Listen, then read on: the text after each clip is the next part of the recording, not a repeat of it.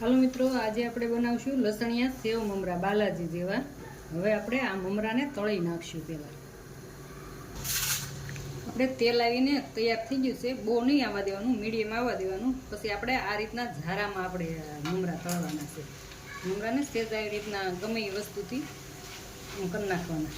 બસ આપણે તેલમાં ઓલા સેજ અમથા ડૂબે ને સેજ વાર રહે ને ત્યાં બસ આપણા મમરા તળાઈને તૈયાર થઈ જાય। આ રીતના તળવાના છે બધા, બહુ નહીં રહેવા દેવાના, નકર બહુ લાલ થઈ જાય।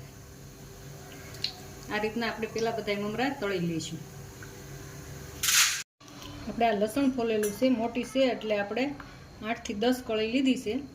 આપણે 7-8 કળી જ લેવાની, બહુ ઝાઝી નહીં લેવાની, નકર તો બહુ ઢીલું થઈ જાય એટલે। અને 1 ચમચી સંસળ પાવડર નાખ્યો, 1 ચમચી મીઠું, સ્વાદ પ્રમાણે મીઠું ને હંસળ નાખવાનું, અને બીજી આપણે લાલ મરચી પાવડર નાખી દેવું।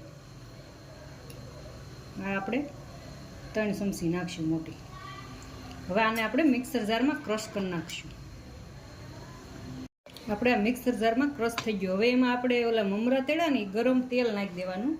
આપણે અડધી વાટકી લીધી છે, ઢીલું થાય એટલું આપણે તેલ નાખવાનું છે। હવે આને આપણે પાછું મિક્સર જારમાં ક્રશ કરી નાખવાનું છે। હવે આપણે મિક્સર જારમાં જરીક ક્રશ કરી નાખશું। આપણે હવે મિક્સર જારમાં ક્રશ થઈને તૈયાર થઈ ગયું। જો આવી ઢીલી કરી નાખવાની, તો જ આપણે મમરાને સડશે, નકર મમરાને હરખી સડશે નહીં। હવે આપણે સેવ મમરામાં મિક્સ કરી દેવું। આપણે 1 મમરાની કોથળી હોય તો આપણે 300 ગ્રામ સેવ નાખવાની, આપણે આ 1.5 વાટકી નાખી છે સેવ। હવે આપણે એને મિક્સ કરી દેવું। તમને પછી સેવ જેટલી પસંદ હોય એટલી। હવે આપણે આ ક્રશ કરેલું છે ને એ આ રીતના નાખતા જવું અને આપણે મિક્સ કરતા જવું। તમને તીખું જેટલું પસંદ હોય એટલું આ રીતના બધું મિક્સ કરી નાખવાનું। આવી રીતના હાથેથી કરવું પડશે। આ રીતના મિક્સ કરવાનું। આપણે લાલ મરચું આપણે મિક્સ કરીને જો એટલા લાલ થયા, કેટલા સરસ થઈ ગયા છે। તમારે બહુ લાલ કરવા હોય તો કાશ્મીરી મરચાંથી કરવાના, એટલે આપણે બાલાજી જેવો કલર આવી જાય।